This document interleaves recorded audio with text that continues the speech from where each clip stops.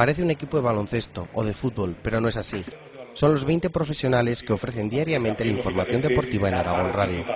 En el día que se cumplen los 4 años desde la primera emisión en pruebas, este equipo de trabajadores y la directora de la cadena, Rosa Pellicero, han presentado la nueva temporada.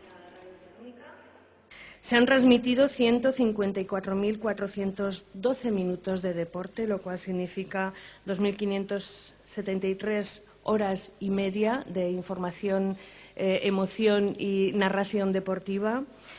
Y se han transmitido también, o se han emitido 419 transmisiones de distintas competiciones y modalidades deportivas.